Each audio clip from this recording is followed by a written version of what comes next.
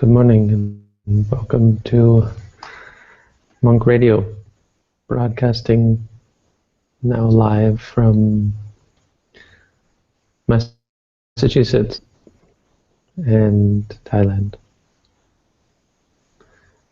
I can't say just Thailand because there's two of us, right? So here we are broadcasting internationally. I'm here in Bangkok, Thailand, and Robin is in Connecticut. Connecticut, but that's close to Massachusetts. They're both big unpronounceable words, unspellable words. Right next door to each other. Also good. So this morning we are here to answer questions, right? I had thought that maybe we could do some sort of Buddhist news thing, but I need some help with that. I need interaction. See, when you're commenting on the news, I think you need more than one person. So I don't know, if Robin, if you're into that sort of, if you'd be interested in that sort of thing, and if maybe we could get one or two more people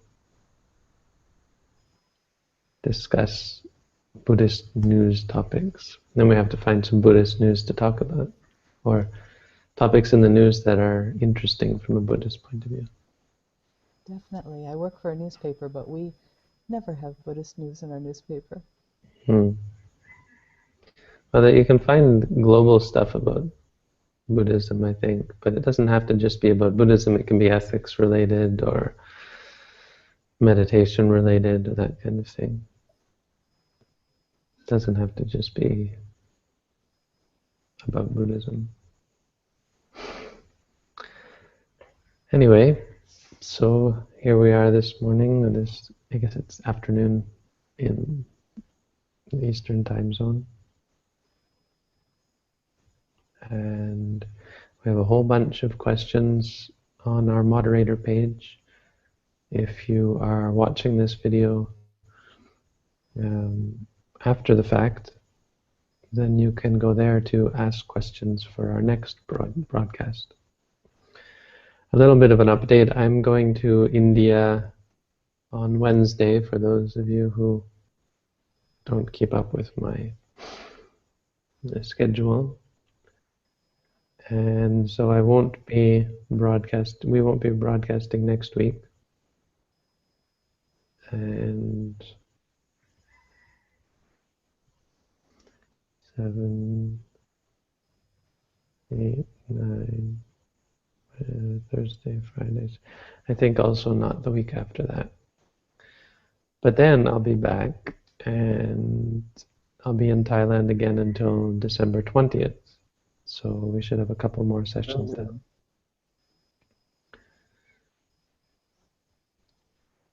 One thing I was going to sort of put out there is I didn't last week, and I probably won't now during my trip, not for this session, and I will say about the next ones.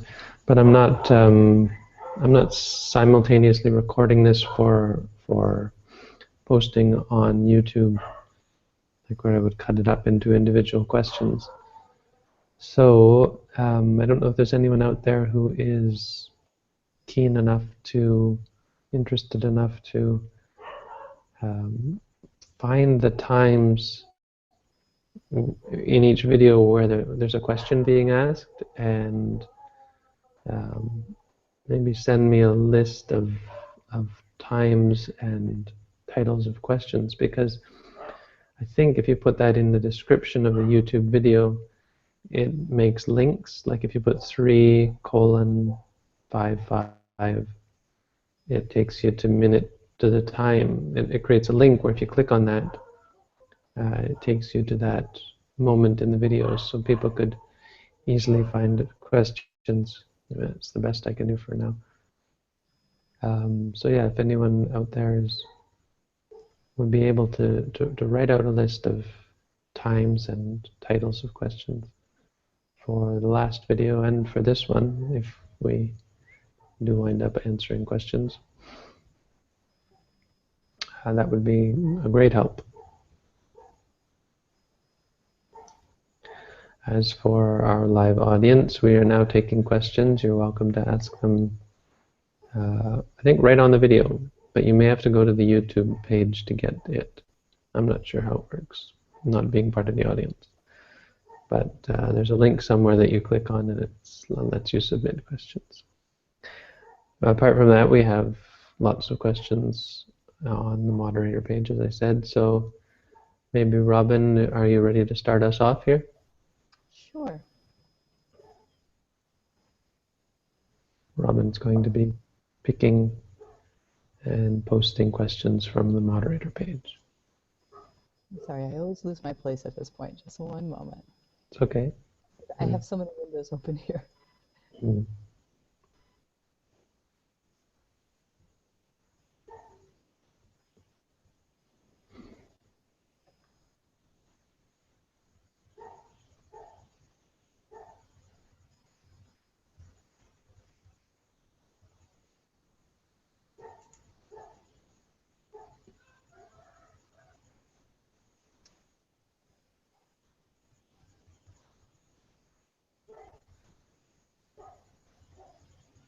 And I don't see the part 2 submitted, so let me just read it for now. Can you still hear me? Yes. My computer just froze. Oh, okay. It's funny that I'm still online, but I think I'm going to have to reboot here because my screen is not responding. Okay. Just give me a second. Let's see if this does any. Oh, this is going to probably ruin it. Let me see.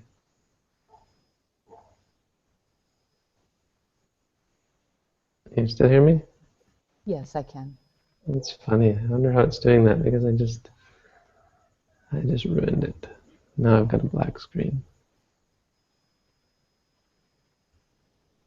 All right, I'm going to have to log back on. Okay.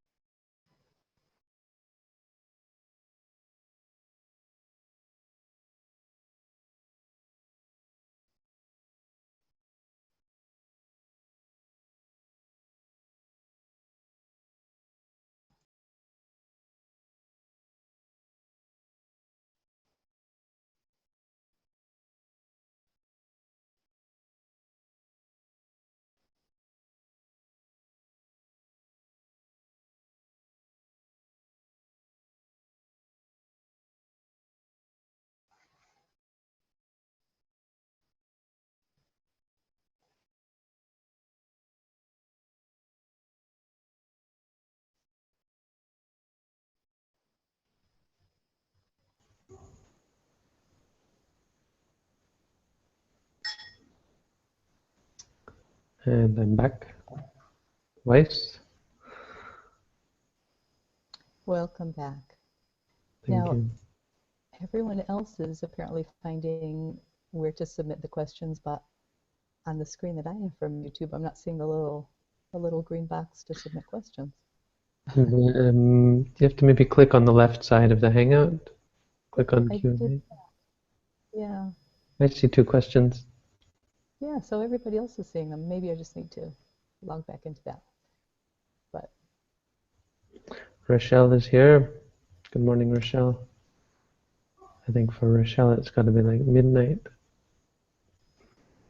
And Bond, also in America, I think. Good afternoon. You don't see the questions on the right-hand side of the Hangout? no, I do. I just, from YouTube, I'm just not seeing the green bar to enter a question. I was going to enter it or two from moderator, but I can just read them if I can't figure it out. Let's go for the 2 that we have then. Oh, this isn't a question, but Rochelle says she could send the times and correlating questions. That's great. Thank you. I don't think there's that many of them, so you just have to plow through and find the point where the question was actually asked. That's great, thank you. I'll look forward to that.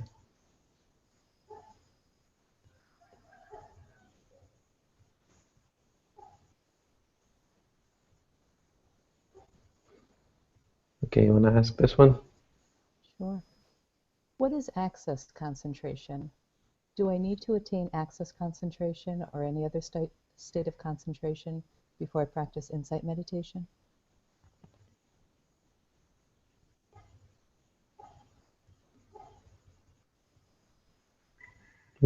No, you don't have to. You can. I mean, here's the point. The word insight meditation means insight for the purpose of attaining insight. That's it. It means for the purpose of. It doesn't mean that you are inciting, whatever that means, or in the sense of, it's not an activity. The word insight, as a qualifier for the word meditation, refers to the result that you hope to get from it. It doesn't actually specify explicitly the type of meditation that you're practicing. Now, implicitly, or the understanding is that it is a specific type of meditation, but the actual meditation itself needs to include, or needs to lead to, something quite similar to access concentration, or something that could be termed access concentration, insofar as it has the power to dispel temporarily the 5 hindrances. So that's right. That's asking actually backwards. First, what is access concentration? Maybe better to start there actually. The word access, upachara, needs to. It probably doesn't actually mean access in so much as it refers to the approaching or the neighborhood. And maybe neighborhood is the best. They used to use the word neighborhood as a translation for upachara. But it's the approach. So the idea is that you're approaching jhana, you're approaching apana samadhi, which refers to full absorption into the jhanas. So the way it goes is, in the beginning, when you're meditating, your mind is flitting from the object to the rest of your environment and so on. And on top of that, there are the 5 hindrances arising. So there's desire and ill will and drowsiness and distraction and worry and doubt and confusion and so on. There's all sorts of stuff arising that's interrupting your concentration. Now, eventually in your meditation, those subside and you're able to see clearly what's going on in your mind.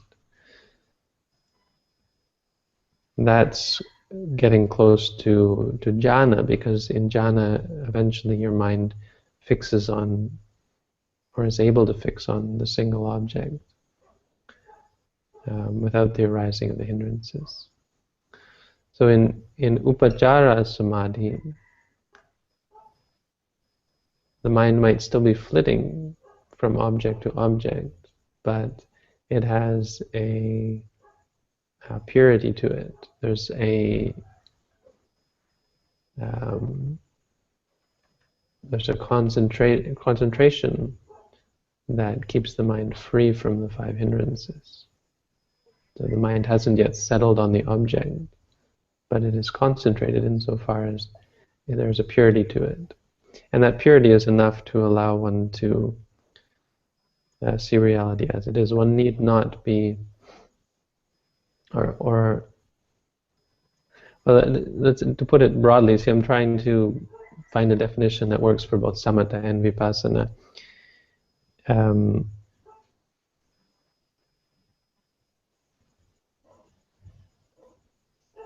So the point is that it represses the hindrances. Now, Apana Samadhi, which is used in samatha meditation and at the end of vipassana meditation when one attains um, supramundane consciousness of nibbana, then one takes a single object. The mind doesn't flit from object to object. But during our insight meditation practice, cultivation of something that can only be understood as upachara samadhi, because it also suppresses the hindrances. As to whether, now getting back to as to whether it's upachara is necessary before, the only reason you do it before, and it's a good reason, is if you were practicing samatha meditation before you practice vipassana meditation. In that case, you would attain upachara and maybe apana samadhi, meaning you'd settle your mind first. Maybe practicing mindfulness of the Buddha is a good one. Mindfulness of the Buddha cannot lead to jhana because there's no, the actual practice of mindfulness of the Buddha isn't focusing on an image of the Buddha or even a concept. Well, kind of a concept, but it's many different concepts. It's the qualities of mind. So the idea with mindfulness of the Buddha is to actually bring up the qualities of mind and recollect on them. And in doing so, your mind can become quite calm, but because they're qualities of the mind, they can't last. They arise and they cease. And so it's supposed to be not possible to enter into the jhana directly. Now, people who enter into the jhanas using, say, buddho, they're actually focusing on the breath, and so it's the breath that eventually becomes the object of jhana. Or they focus on an image, and that image eventually becomes the passageway into the jhana. But so you'd practice that, and once your mind became calm, then you'd switch to insight meditation. But in the practice of insight meditation, there is a sort of a concentration that should be understood as like upachara, except not upachara in the sense that there's no intention to attain samatha jhana. So just like buddhanusati, mindfulness of the Buddha, in and of itself is the intended concentration. The reason why it's important is because only with a concentrated mind can you see clearly. If your mind is not focused, you won't be able to see what we need to see. You won't be able to break away from your addiction to things, your aversion to things, your delusion about things, the things that we cling to and the things that we run away from. It's only through concentration that frees us from our partialities, from our likes and dislikes, that we can actually see things as they are. And only by seeing things as they are can we become free from them.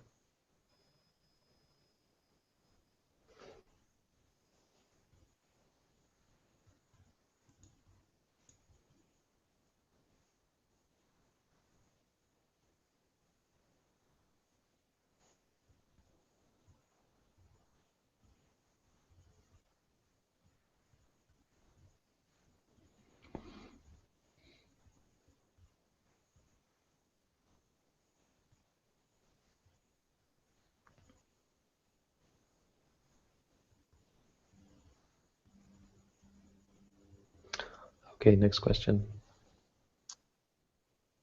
In your last video, you say when a layperson becomes an arhat, he or she will probably pass away. What do you mean by that?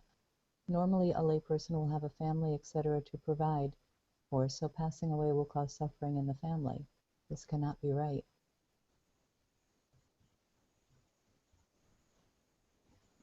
Well, by that I mean die, actually. It's a euphemism commonly used to refer to the process of death. But I don't know what else to say.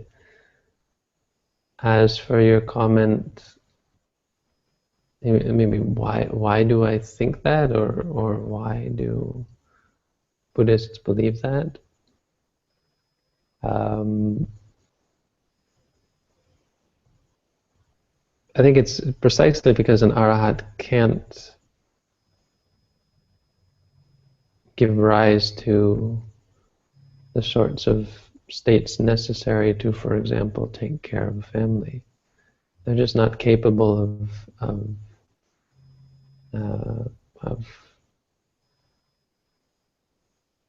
worrying about the things necessary to worry about. So that the family would be forced to fend for itself. And the idea that this isn't right,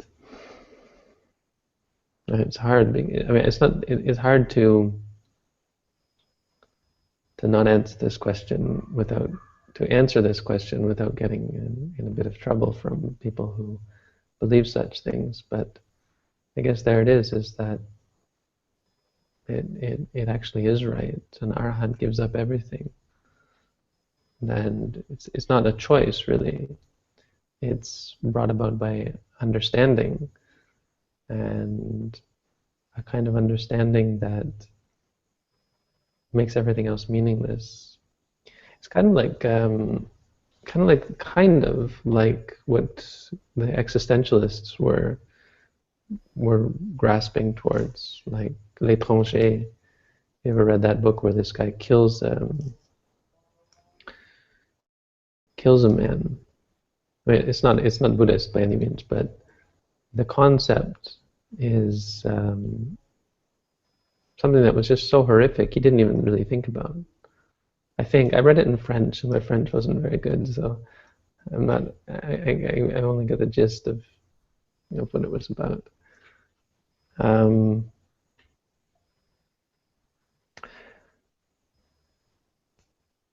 But the point is that the point that they were trying to get at, though I don't think it's quite valid with killing people, is that a person who is, I guess, enlightened, they would even say, there's just no meaning to such things, no meaning to family, or even in a sense suffering, because suffering is just another experience, that in the end it's only experience. So the only reason why an enlightened people would really never kill someone is because that also requires intentions that it's not possible for an arahant to give rise to. There has to be some, because it's a violent act, it's an act of passion. It's a disruption. There's a force to killing. If you've ever had to do such a thing, you kill animals or so on, you can understand how forceful the act is, and so that takes something. It's like there's something built into the universe,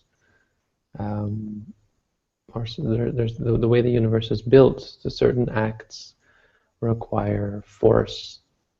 You require you to force things, to push. If you've ever been in a situation where you got upset and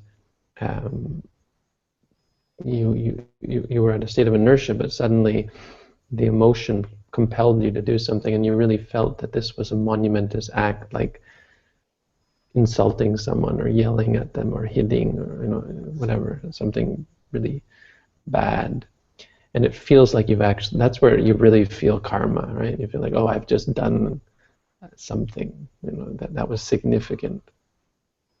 It's that kind of thing. That's part of the nature of the universe, and so an arahant doesn't do that anymore. And that's the sort of thing that's required in a family life, or even in life in general. So an arahant wouldn't bother with all of these things. I think that's a secular means of trying to explain the claim that an arahant would die quite quickly. But religiously, there is also it seems to be that the undertone is that it's also intrinsic in the universe that an arahant just won't survive. Just maybe even it would be kind of magical in a sense that magical in the sense that it'd be unexplainable through logic, through simple everyday logic. That there may be something inherent in the universe that doesn't allow an arahant to survive, as a layperson, that unless they ordain, it's just part of the way of nature for them to pass away. I don't know. Anyway, the idea that it's wrong because they wouldn't look after their family just has no meaning for an arahant, and whether you agree with it or not, the orthodox understanding that an arahant doesn't give care. And there was a story of an arahant who he had gotten his wife pregnant before he ordained, I think, and she came with her son to him and placed the son at his feet, and he just ignored them until they went away. And she finally got the point, got the hint, and took the hint, and he just basically ignored them. She came and said, "Take your son and come back," and he ignored her. She put the baby at his feet, crying. He ignored the baby, and that was that.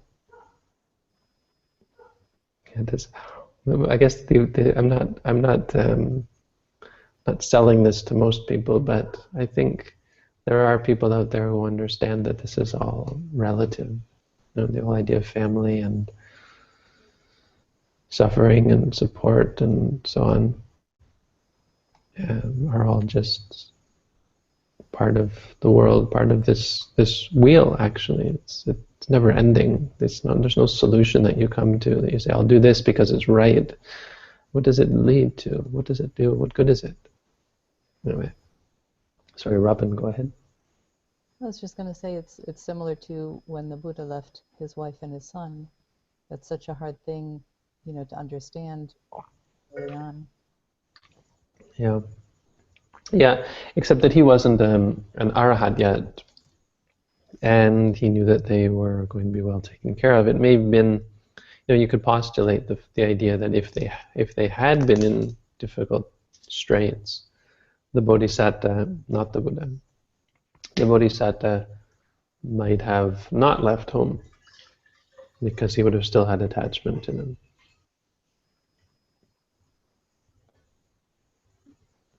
He may have still had attachment to them, and so there may have been mitigating circumstances.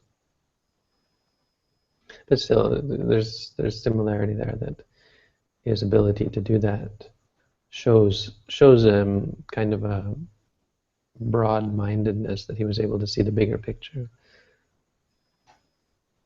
You see it more with the story of Vesantara, where he's supposed to have given his children away as slaves, which is a really tough one. And I'm not even sure that it should be understood as canonical or as really what the Buddha actually did, the Bodhisattva actually did. But first of all, he wasn't enlightened when he did it, and then he also gave his wife away to a man. But the point was, when he was born as Vesantara, from the time of his birth, he made a vow to always give away everything, and so he worked harder and harder at this throughout his life to be able to give away everything, until he finally one day gave away the state albino elephant, which was supposed to be lucky and supposed to bring rain,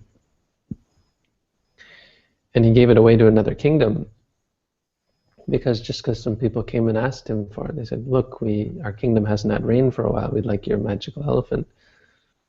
And he said, "Okay." He was king, and his citizenry revolted. They usurped him from the throne. They removed him from the throne, and had him expelled from the country. And so he gave away everything, and they put him in a golden chariot and sent him on his way. And at some point along the road, these people came and asked him for his chariot. They said, "Oh, there's that ex-king, and he's so famous for giving." They went up to him and they asked him for his chariot, and he gave them his chariot, and he continued walking on foot. he was with his wife and his 2 kids, and they went and lived in the forest and lived a simple life in a hut in the forest for a while. And then eventually, here's what happened: is this Brahmin, sort of a nasty sort of guy, came and heard that the Bodhisattva was giving everything, would give anything. And he came and asked him for his children. And it's not that he just said, sure, okay. It was probably the hardest thing he'd ever done in all of his lifetimes. But what it shows potentially, though not entirely convincingly, is this sort of broad-mindedness. I think that might be the term. Open-minded, broad, far-seeing. Is that in that he knew that there's nothing he could do to bring true happiness to his children and to keep them from suffering, because the rounds of rebirth are an infinite cycle. So they had experienced and would experience everything potentially. And so I think that's sort of a part of this rationale, is that it's all in the end meaningless, as we read about in King Solomon's words, how he looks out at all the people in his country and people who have aspirations and ambitions, and realizes that it's all meaningless. From what he's seen, in the end, it's all meaningless. Of course, his answer is to just bow to some God, but we can't all be as wise as the Buddha. Anyway, hope that clears up our stance to some extent, though probably not entirely satisfactory. That's what we got. Okay, next question. It's a 2-part question. There's an example after, but anyway. Hi, Bhante. When I do sitting meditation, I have sometimes a rocking motion, loss of balance, and that sensation is so intense that I jump, and my heart is accelerating. What can I do? When I meditate in a quiet place, if I hear a sound, for example, a ringing telephone, I jump too.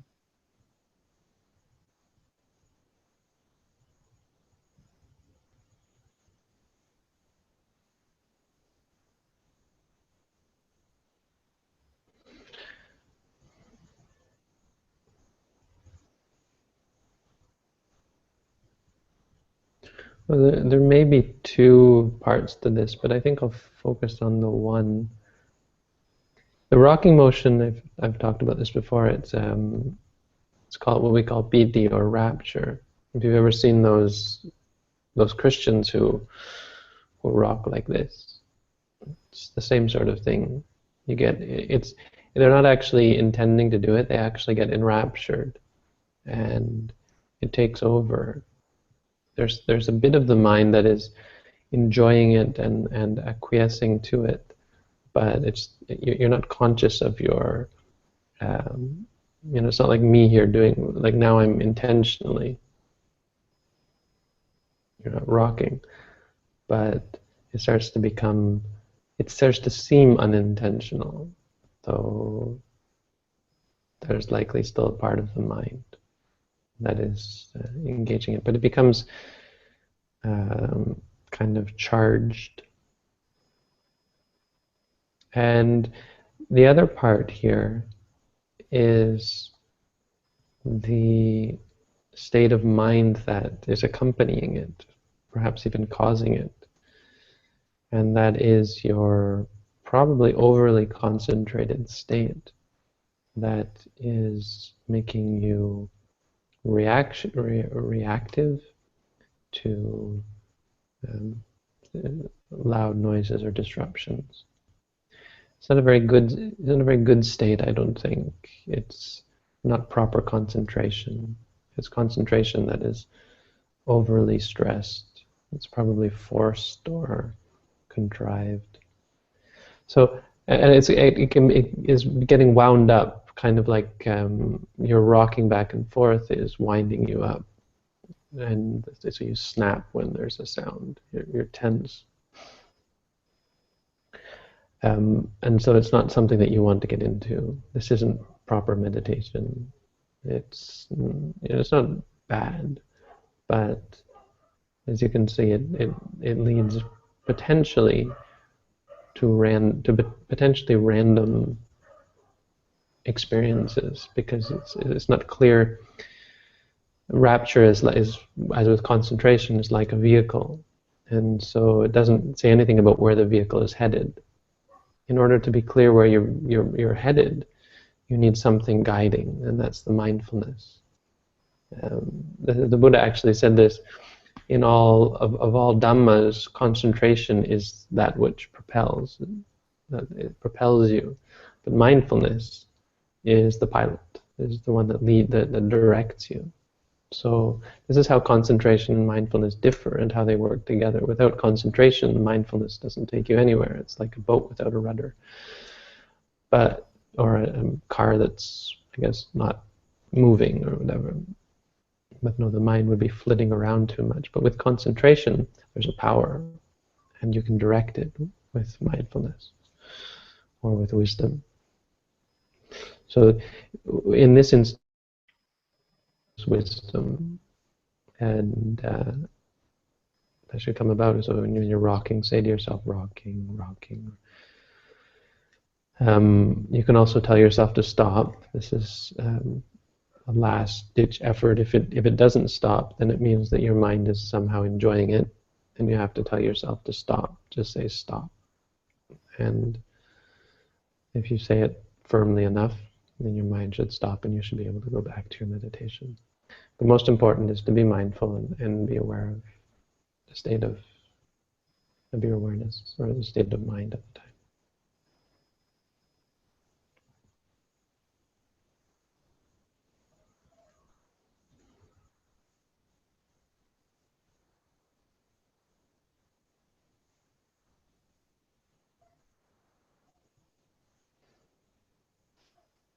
Good morning, Bhante. What was your experience like of simultaneously attending university and being a monk? Would it be possible for one to be an anagarika while continuing their education? Good morning, Brenna.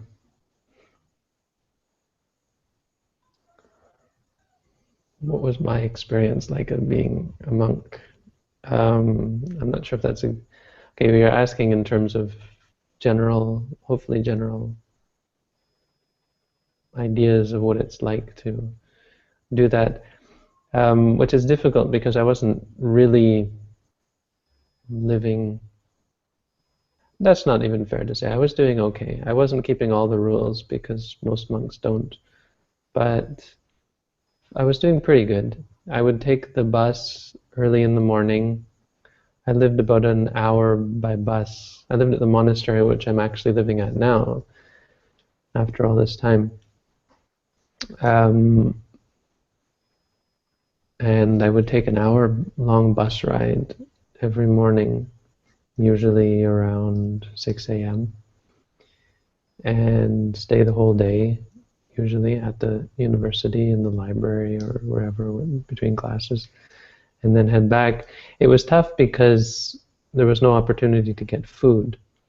I remember I mean, in the morning, theoretically, the man living in the monastery with us would make me something to take with me, but he wouldn't do it on a regular basis. So there were days.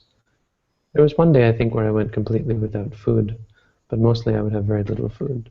So some rice and maybe some vegetables. But then on the weekends, I would go back to the monastery and eat a lot. But I mean, there was one experience, because most monks, I don't think it's not a secret. So most monks in the world nowadays use money, which is against the rules. And so I was using money because I understood that that's what monks nowadays did. But so I think it was this day where I didn't have any food whatsoever, but I had some money, a little bit, and I was at the university. And I remember walking up to the cafeteria thinking, well, I'll just buy some food, what can I do? I can't study without nourishment. And I walked up and I was just getting ready to order a piece of pizza, and then I realized that it wouldn't be offered to me. That the pizza would be placed on the counter, and I don't remember exactly what my thinking was, but I couldn't do it because I couldn't eat food that wasn't offered. And so I ended up turning away and not eating. I guess the point with that sort of story is that it was difficult. It was difficult for me, and I suppose you could get away with it in other situations. I mean, I think now I've actually been thinking about going back to university. It'd be a lot easier because I have a more stable environment and a lot of support. But as to your question about being an anagarika and continuing university, a little bit more about my situation might help. Especially because of not eating properly, but also because of being a Buddhist and practicing Buddhism, I wasn't really getting as good grades as I could have. In the beginning, I actually did what you're suggesting. I was living in this monastery as a layperson and buying my own food for the most part, and going to school and getting really good grades because my mind was focused and I was dedicated to it, and I was learning things that I wanted to learn. But then when I came back as a monk, there were these two things happened. A few things happened, I guess. First of all, I was more interested in going back to Thailand and in the monastic life. Second, I wasn't eating properly. And third, I ran out of courses that were of any interest to a Buddhist. So the courses I was taking were general philosophy and that kind of thing. And my grades started to slip because I wasn't really interested in putting out the effort. And then I only did it for 4 months, and then I quit and went back to Thailand. But definitely as an anagarika, it's more possible. First of all, you're able to still use money, potentially, and so you can, I would think, an anagarika can use money. So you'll be able to ensure that you have enough food to feed your brain.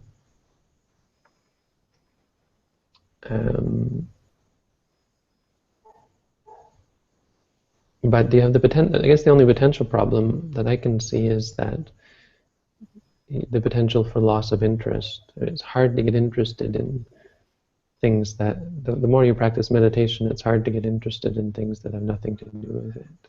So that's what I found difficult. I really was asking myself repeatedly why I was here doing this when I could be away in Thailand with my teacher. Otherwise, other than that, I don't see any reason why it can't be possible, can't be done. Of course, I guess there's the issue of whether the things that you're learning are actually appropriate. You'd have to be considerate and mindful of that. I don't think it's really wrong to learn, but it may be inappropriate depending on the subject.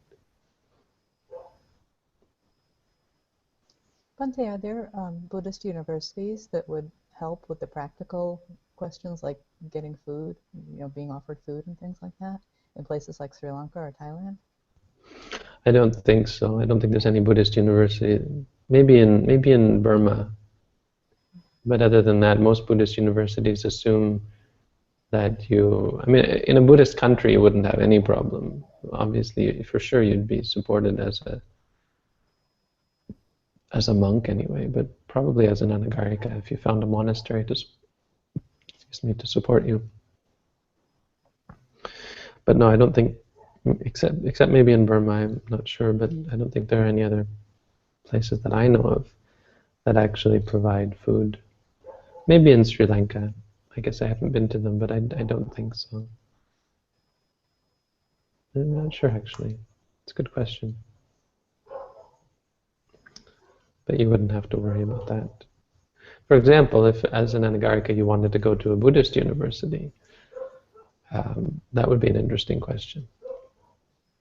Because probably you could find a monastery willing to support you.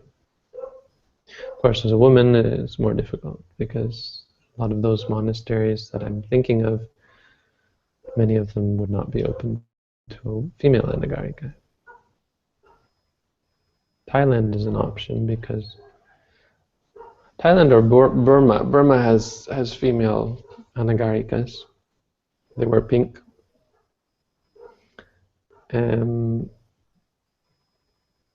So potentially a foreign female Anagarika would be able to find a monastery to support them.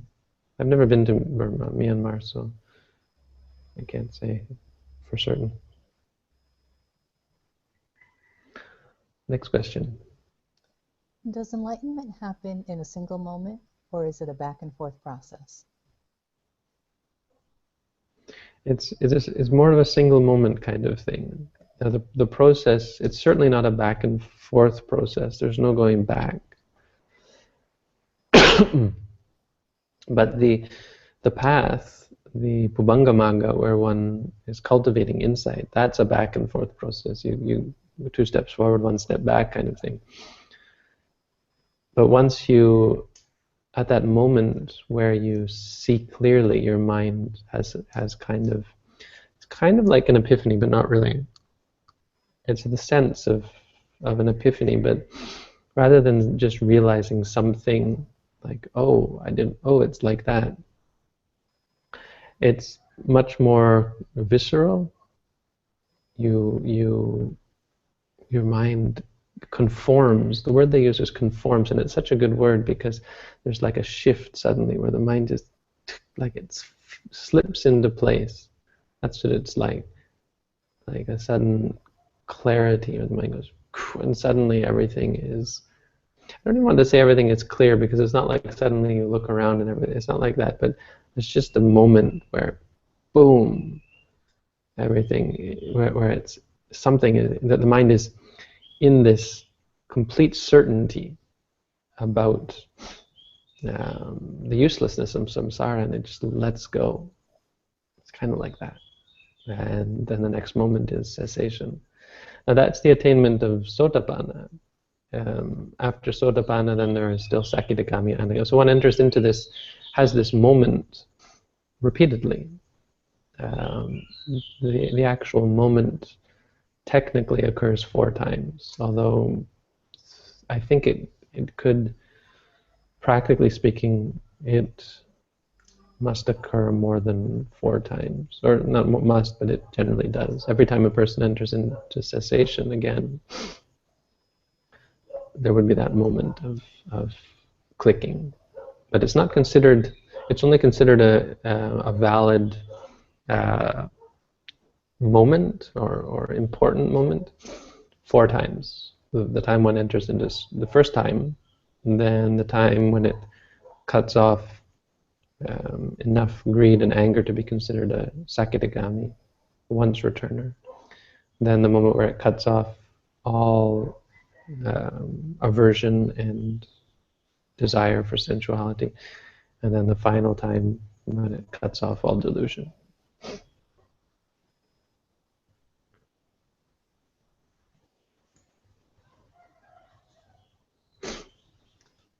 Ready for a question from Google Moderator? If we got no more coming, sure. I still can't post them up for some reason. I don't have that option. I have a different setup for some reason today, but I'll just read it. I find meditation difficult as I suffer from tinnitus. When I sit in a quiet room and try to rid myself of distractions, a high-pitched noise, common with the condition, seems to take over. Is it possible with practice to overcome this noise? Okay, well, you're asking me, so other teachers might say other things, but rid your mind of distractions shows a problem, because it's not exactly what we are trying to do. We're trying to be mindful of even our distractions, be mindful of everything. When you're actively trying to rid yourself of distractions, that sets you up for disappointment, because the things that are distracting you have the potential to come back. You shouldn't worry as much, in this meditation, you shouldn't worry as much about distractions as you should about your reactions to them and to everything. So being distracted by the tinnitus is not actually a problem. The problem is your reaction to the experience of the tinnitus. So when you hear it, I mean, I had a student who had this from when I was in Sri Lanka, and we talked about it for a while. There was no conclusion. It's difficult to deal with, depending how strong it is, but it's not really going to go away ever. Not likely anyway. But certainly you can and should use the tinnitus as a meditation object. Use the sound as a meditation object. So when you hear this sound, you can just focus on the sound for a length of time.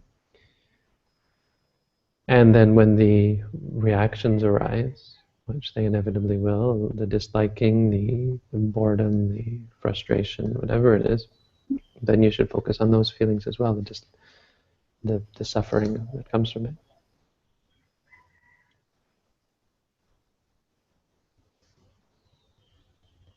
But certainly don't worry so much about trying to enter into some specific state. Worry about your understanding, how you see things. And that's where this clarity comes from. It comes from seeing things as they are. And that is just what's around you, what you're experiencing.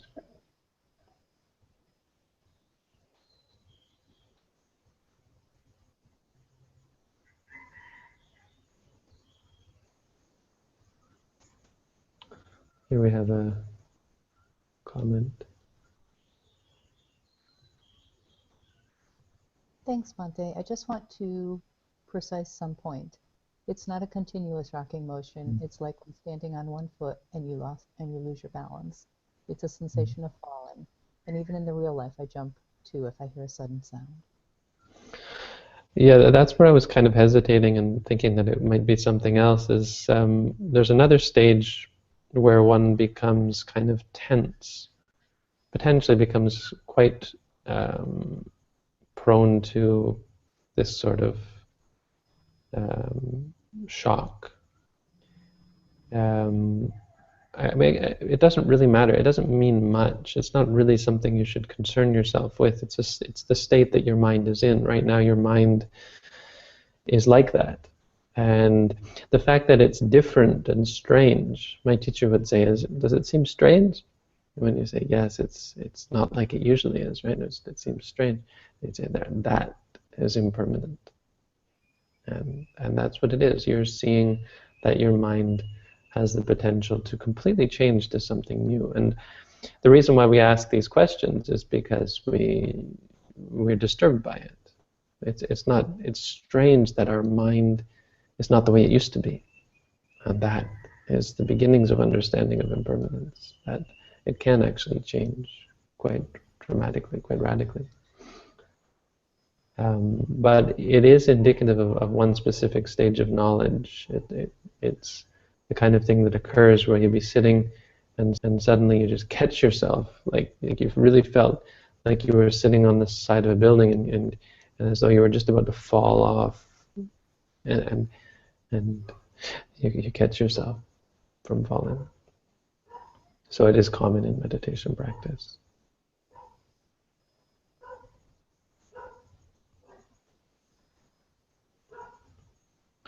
The format, here we have someone asking about the format of the Hangout. It has actually changed. I don't know if anyone else noticed, but when I created a new Hangout, suddenly I was on an event page. And then I had to click Start the Hangout. And I wasn't sure if I should do that because I wasn't quite ready to start. But sure enough, when I clicked that, it brought up the familiar Hangout with a picture of me. and all this stuff on the side, and where I can invite people and so on. But so I don't know if it has actually changed, but as long as you're watching the video and able to ask questions, that's all. You can't actually join the Hangout, I don't think, because the only person I've invited is Robin. If anyone else is interested in joining, you should please contact me, but I think I'm only going to do it if there's some compelling reason. I think if it's someone I really know quite well and who I think would be interesting to have on. I don't know if there's anyone really who would sort of add to this. I mean, really all I need is someone answering questions. I guess the only question is what do I do if Robin's not around? But I'm sure I'll make do somehow. It wouldn't be the same, but I'm always around. Impermanence. True. I don't know. In this moment, I'm around. Are monks and lay Buddhists advised to not read fiction books? I've seen on some videos where you mention books such as Crime and Punishment, Hitchhiker's Guide to the Galaxy. Did you read these before you became a monk? Mm-hmm. I read Hitchhiker's Guide to the Galaxy was before I was a monk. I haven't read it since I've become a monk. Crime and Punishment I skimmed through at one point as a monk. I'm not sure if it was entirely appropriate, but I did. And I'm glad I did because it's, as you know, I've used it several times too. So quite interesting. I mean, clearly the author has some understanding of the depths of despair that comes from depravity.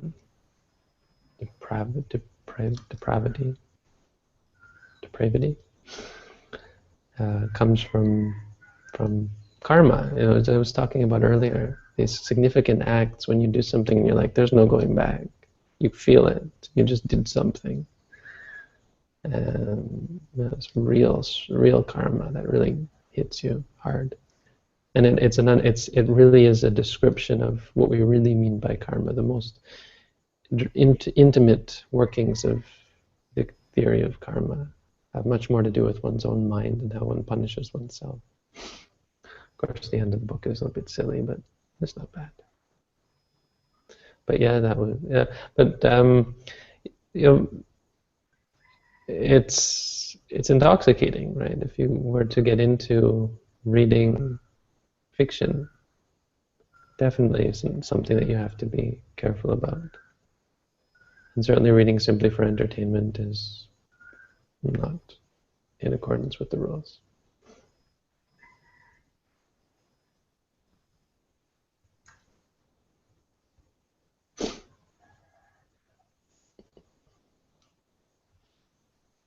While doing sitting meditation, my spine is straight and my upper body muscles are relaxed. My rib cage starts to feel heavy and pushing against my lungs, so it feels a bit difficult to breathe. Should I observe this or fix my position somehow? You can fix your posture, but you definitely should observe it. It's part of the meditation. So I guess what you're asking is, are there some cases where I should listen to my body and adjust? Definitely, there are. It doesn't sound like this is one of those. When when you have a feeling like the one that you suggest, that is probably not dangerous. You should simply acknowledge it. Say to yourself, tense, or feeling, or just knowing that it's hard to breathe. Just say to yourself, knowing. Just keep yourself at the awareness.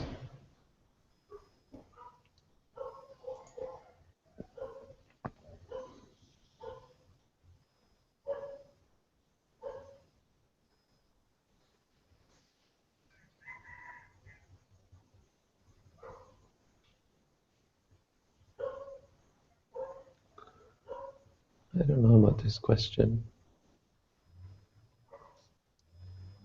This question confuses me. I mean, it sounds like more of a curiosity question. Why are you asking?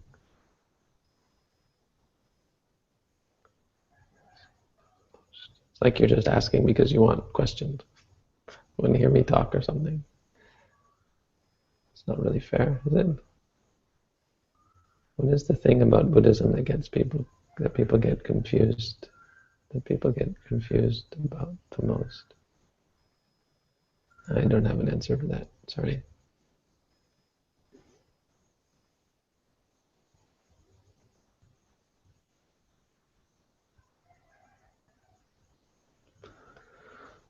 Hey, Anthony. Good afternoon. While sitting in meditation, a tree branch touches my head. Should I move mindfully or note the touching? I just realized it's 6 o'clock here, and I have to go on alms round. It's my last question. I'm sorry, I have to go right now because of the time change with daylight savings time. I'm actually cutting into alms round here, so I have to go momentarily. But either or, you should, well, both. You should definitely note the touching first.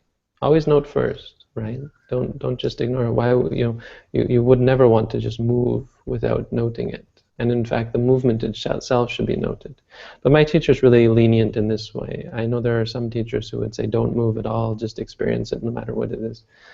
But he's a very soft teacher, and he's really great. I mean, it's a wonderful thing that he taught me, is not to be so strict, not to be strict just for strictness sake. If someone comes to you and if someone comes to him and asks this sort of question, say, well, just acknowledge moving. Actually, even acknowledge wanting to move, moving, that kind of thing. But first acknowledge the touch. Then it's up to you. If you don't want to move, you don't have to move. If you want to move, wanting to move, moving, just acknowledge it. Okay, I have to go. They're waiting for me. Sorry, everyone, but that was an hour. I guess this is going to be a thing unless we change the time. Just funny because we actually are changing the time because of us silly Westerners who have this idea that we have to move time back and forth every year. But this will be until February. Anyway, once I'm back in Canada, I'm not on alms round. But while I'm here in Thailand, that's 6 a.m., which is now, so I have to go. Anyway, thanks, Robin. Thank you, everyone. Wishing you all the best. Hope to see you again. Next week I'm not here. I'm in India. Next couple of weeks I'm in India, so look for me back in the end of November, probably, or early December. Okay, peace. Peace. Have a